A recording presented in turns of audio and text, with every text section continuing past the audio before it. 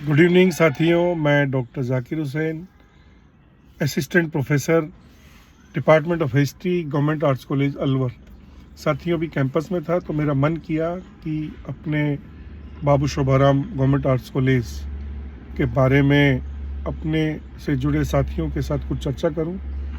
तो साथियों, उससे पहले थोड़ा सा यह याद आ रहा था कि हिस्ट्री में या हिस्टोरियंस के बीच में एक क्लैरिटी रही है ये लगभग कि प्रिंसली स्टेट्स यानी जो रियासती क्षेत्र था वो और ब्रिटिश सर्च के द्वारा जो रूलिंग जो क्षेत्र था उन दोनों के बीच में यदि एजुकेशन डेवलपमेंट या ग्रोथ की बात की जाए तो एज था थोड़ा ज़्यादा, यानी थोड़ा सा फॉरवर्ड रीजन माना जाता था ब्रिटिशर्स वाला।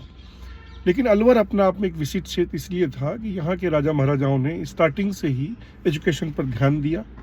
और उस सीरीज की अगर बात करें साथियों तो 1930 में राज ऋषि महाराजा जयसिंह ने अपने विनय विलास महल, जो आजकल आरआर कॉलेज का एक भव्य सा कैंपस है, वहाँ से इंटरमीडिएट कॉलेज की शुरुआत की। और उनकी फिक्रें थी, शायद उनकी वो सीरियसनेस थी कि 1945 में ये एक ग्रेजुएट कॉलेज बना। 1947 में जब वो पार्टीशन का ज़माना था, जब जिसको हम लोकल यहाँ भग्गी का ज़माना भी बोलते थे, तब इस ग्रेजुएट कॉलेज में ही पीजी की शुरुआत होती है। और पीजी का सौभाग्य जो मिला वो हिस्ट्री और इकोनॉमिक्स को मिला। साथियों, जब आज़ादी के बाद एजुकेशन की बात बड़े स्तर पर होने लगी तो फिर 1952 में यहाँ पर साइंस और कॉमर्स की शुरुआत भी होती है इसी आरआर कॉलेज में। आरआर कॉलेज साथियों, मुझे याद आ रहा है अभी कि ये राजस्थान का एकमात्र ऐसा कॉलेज है जो यूजीसी ने ऑटोनॉमस जिसको स्टेटस दिया हुआ है। ये अपने आप में गौरव की बात है अलवर के लिए। ये साइंस का राजस्थान का सबसे बड़ा कॉलेज भी है, ये भी एक गौरव की बात है यहाँ। और फिर मैं अगर उस सीरीज़ की बात करूँ साथियों, तो चूँकि यहाँ यूजी की शुरुआत हो गई थी, पीजी की शुरुआत हो गई थी, साइंस आ चुका था, कॉमर्स आ चुका था, इस सीरीज में 1970 में फिर यहाँ लॉ की शुरुआत होती है, यानी लॉ फैकल्टी आ जाती है। लॉ की अगर बात करें तो एक अच्छी बात थी अलवर के लिए, क्योंकि आज भी वर्तमान में भी राजस्थान में कोई बहुत बड़ी संख्या में गवर्नमेंट लॉ कॉलेजेस नहीं हैं। ये उस ज़माने में लॉ कॉलेज की यहाँ शुरुआत होना अपने आप में गौरव की बात थी। साथियों, जब संख्या बहुत ज़्यादा बढ़ गई थी, जब डिमांड भी एजुकेशन की ज़्यादा बढ़ गई थी, लोग एजुकेशन से ज़्यादा जुड़ रहे थे, तो फिर 1979 में 79 में आरआर कॉलेज में ही हालांकि शुरुआत होती है उसकी, लेकिन लॉ और साइंस फैकल्टीज़ का सेपरेशन कर दिया गया। और उस सीरीज में 1984 में आर्ट्स कॉलेज शिफ्टिंग होती है उसी आरआर कॉलेज से। और आजकल जिस कैंपस में मैं अभी हूँ, ये बाबू शोभाराम गवर्नमेंट आर्ट्स कॉलेज जो जेल चौराहा अलवर में है, जहाँ पर राव तुलाराम का चौराहा भी है, उसके पास में एक विशाल एक कैंपस है, वहाँ ये शिफ्ट हो जाता है 1984 में। साथियों, इसकी खास बात ये भी थी कि लॉ फैकल्टी भी इसी के साथ इस कैंपस में आती है। हालांकि 1999 तक इसका नाम आर्ट्स कॉलेज हुआ करता था, आर्ट्स एंड लॉ कॉलेज। और 1999 में फिर महान फ्रीडम फाइटर और अलवर की राजनीति में जिसको राजस्थान का चाणक्य, अलवर के गांधी जिसे महान टाइटल मिले हुए थे, उनके नाम से यानी बाबू शोभाराम कुमावत के नाम से फिर इस कॉलेज का नामकरण होता है बाबू शोभाराम गवर्नमेंट आर्ट्स कॉलेज। साथियों, थोड़ी सी बात और याद बीच में आ रही थी कि शुरुआत में आर्ट्स और लॉ कॉलेज साथ साथ चलते थे, लेकिन 2005-06 का जो सेशन था फिर आर्ट्स कॉलेज से लॉ कॉलेज को हालांकि उसी कैंपस में अलग कर दिया गया। और वर्तमान स्थिति ये है कि बाबू शोभाराम गवर्नमेंट आर्ट्स कॉलेज का एफिलिएशन अभी RRBMU राज ऋषि भरतरी मत्स्य यूनिवर्सिटी से है, लेकिन लॉ कॉलेज का affiliation doctor Bhimrao Ambedkar law university Jaipur से इसका एफिलिएशन है। थोड़ा सा डिफरेंस है ये। साथियों, मैं थोड़ा सा इसी को, चूंकि मैं BMU की भी बात कर रहा था, तो इसको भी थोड़ा समझ लें। अलवर के शिक्षाविदों और अलवर में जो हायर एजुकेशन के लिए जो बहुत फिक्रमंद लोग थे, उनकी बहुत स्टार्टिंग से ही एक डिमांड थी, संघर्ष था कि अलवर में एक विश्वविद्यालय खोला जाए, क्योंकि पूर्वी राजस्थान का एक बहुत ही महत्वपूर्ण केंद्र है ये, शहर भी है ये। तो साथियों, उस संघर्ष की परिणति वो 2012 में गवर्नमेंट ऑफ राजस्थान ने फिर ये विश्वविद्यालय खोलकर अलवर के लिए एक बहुत बड़ा गिफ्ट दिया। और उसी सीरीज में साथियों विधानसभा के एक्ट द्वारा फिर इसका नामकरण राज ऋषि भरतरी मत्स्य यूनिवर्सिटी के नाम से, जिसको RRBMU हम भी बोलते हैं, किया गया। साथियों हम लोग ये भी जानते हैं कि राजा भरतरी का संबंध अलवर से था। हालांकि मूलतः वे उज्जैन के शासक थे, लेकिन अपने तपस्या के ज़माने में उन्होंने अरावली के इस भव्य रीजन में, हम लोग आज भी जानते हैं कि अलवर के में जो भरतरी का इलाका है वहाँ पर तपस्या की। साथियों उनकी तपस्या का हम रीजन ये भी जानते हैं। हालांकि ये भी हमें थोड़ा सा याद मुझे आ रहा था कि एक जो हमारे यहाँ बैरागी परंपरा चलती है, वो बैरागी परंपरा के पुरोधा संत थे राजा भरतरी। राजा भरतरी संत थे, बहुत बड़े संस्कृत के विद्वान थे और उज्जैन के बहुत बड़े शासक भी थे और एक बहुत डायनेमिक पर्सनालिटी थी साथियों। और आज भी यहाँ हमें जो अलवर का लक्खी मेला कहलाता है साथियों, जो अलवर का लगभग सबसे बड़ा मेला भी है, और उसका आयोजन भाद्र के महीने में हर वर्ष हम लोग सेलिब्रेट करते हैं। ये हमारे लिए बहुत सौभाग्य की बात है। गवर्नमेंट ऑफ राजस्थान ने यहीं पास में ही बाबू शोभाराम कॉलेज के बहुत पास में ही हसन खां मेवाती जो नगर है, वहाँ पर राजा भरतरी का एक पैनोरमा भी बनाया है जो बहुत भव्य है। उसी के सामने हम लोग ये भी जानते हैं कि हसन खां मेवाती का पैनोरमा भी है।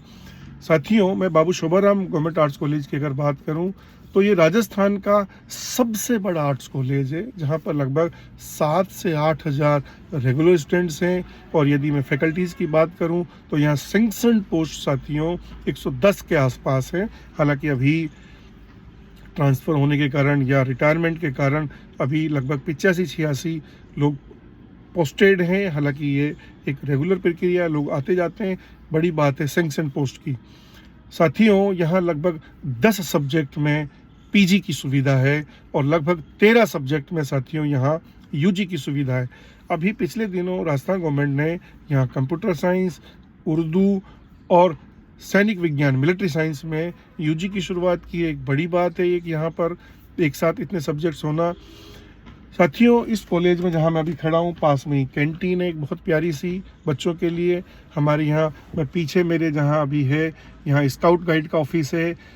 साथियों यहाँ एनसीसी और एनएसएस जो राजस्थान के बड़े कॉलेजेज में जो मिलता है उस लेवल का यहाँ बच्चों के लिए ये भी फैसिलिटी है कि वो अपने जब फर्स्ट ईयर में एडमिशन लेते हैं तो साथ में एनएसएस, एनसीसी, स्काउट गाइड इनकी सुविधा भी बच्चों को मिलती है। साथियों मैं बाबू शोभाराम पे अगर थोड़ी बात करूं तो एक बहुत बड़े फ्रीडम फाइटर थे और हमारा सौभाग्य कि उनका जुड़ाव अलवर से था। राजस्थान की राजनीति के चाणक्य की माने जाते हैं, अलवर के गांधी कहलाते हैं। जन्म की बात करें साथियों तो 7 जनवरी 1914 में राजगढ़ के इलाके में उनका जन्म हुआ था। पहले गवर्नमेंट सेक्टर में थे। ये भी बड़ी बात थी कि गवर्नमेंट सेक्टर को छोड़कर फ्रीडम मूवमेंट में कूदे, गांधी जी के साथ जेल में भी रहे। और यदि मैं अलवर की पॉलिटिक्स की बात करूं तो 1952 और 1957 में साथियों उन्होंने अलवर लोकसभा क्षेत्र का प्रतिनिधित्व किया। 1967 से 1972 के बीच में रामगढ़ विधानसभा, जिससे मेरा संबंध, मेरा खुद का नेटिव प्लेस साथियों सरेटा गांव रामगढ़ में है, वहाँ के वो विधायक रहे। और साथियों अगर मैं इसी में थोड़ी और चर्चा करूं तो वो नगर परिषद का भी उन्होंने प्रतिनिधित्व किया यहाँ पर। और राजस्थान में अगर रेवेन्यू मिनिस्टर की बात करें तो वो पहले रेवेन्यू मिनिस्टर थे। राजस्थान में सहकारिता जो एक मूवमेंट चला उसके पुरोधा थे। और साथ में जो यहाँ की एपेक्स बॉडी है साथियों सहकारिता बैंक की, उसके वो पहले अध्यक्ष भी थे। ये भी एक सौभाग्य था। एक बहुत डायनेमिक एक पर्सनैलिटी थी साथियों। और हम लोगों का जब मत्स्य संघ बना साथियों, जब राजस्थान का यूनिफिकेशन हो रहा था 1948 यानी 18 मार्च 1948 में, जो राजस्थान यूनिफिकेशन के प्रोसेस में जब मत्स्य संघ का गठन हुआ जिसमें अलवर, भरतपुर, करौली और धौलपुर रियासतों को मिलाया गया था, नीमराणा साथ में था, तो साथियों उसके पहले प्रधानमंत्री बनने का सौभाग्य भी बाबू शोभाराम जी को था।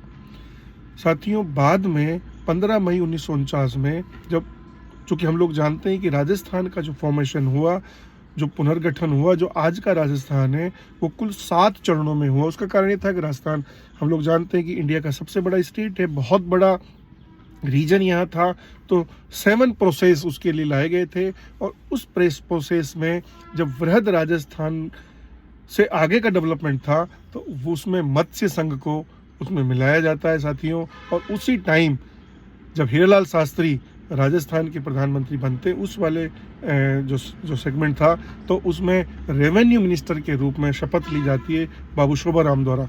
बाबू शोभाराम जी का एक बहुत बड़ा योगदान ये भी था कि उन्होंने फ्रीडम मूवमेंट के ज़माने में और बाद में जो किसानों से रिलेटेड जो प्रॉब्लम्स थी, जो मूवमेंट्स हो सकते थे, उनका सपोर्ट किया।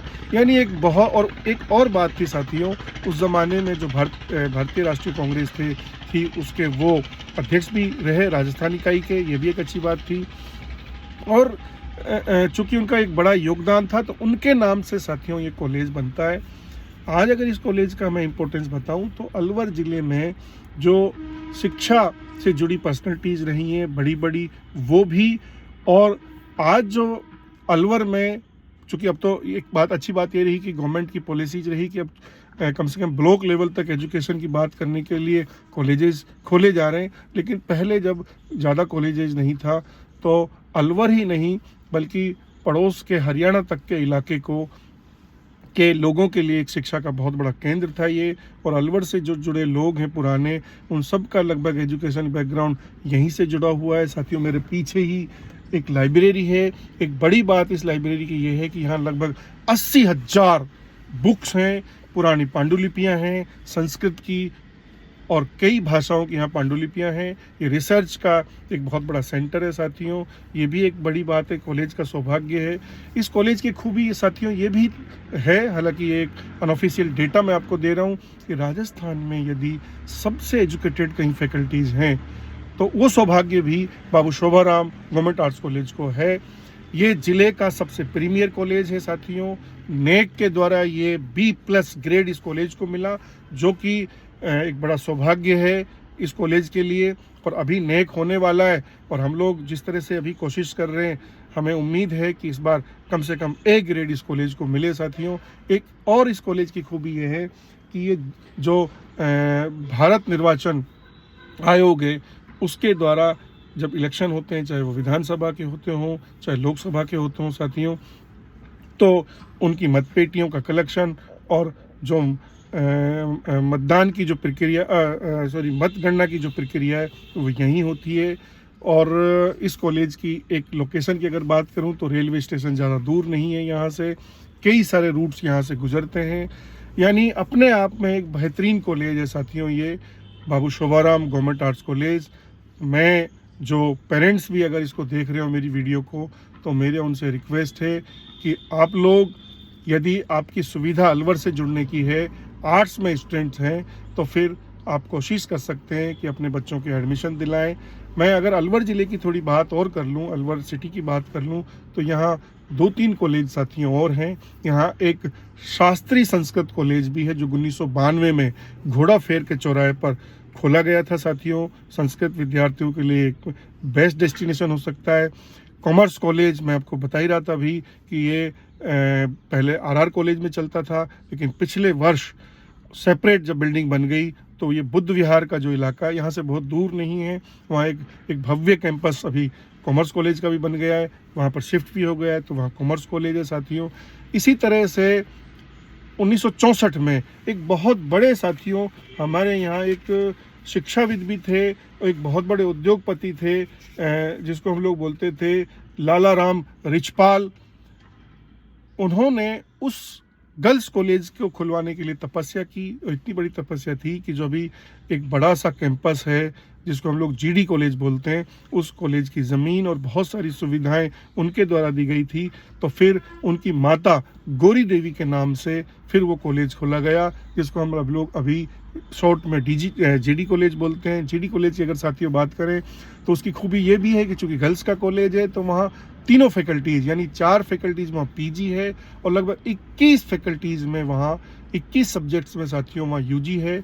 वहाँ साइंस, कॉमर्स और आर्ट्स तीनों की सुविधाएं हैं।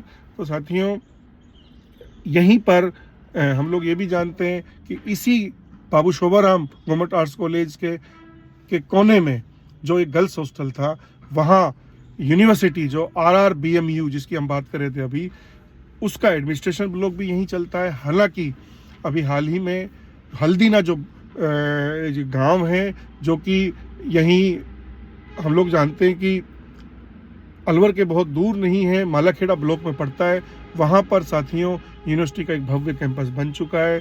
क्लासेज की शिफ्टिंग वहाँ हो चुकी है।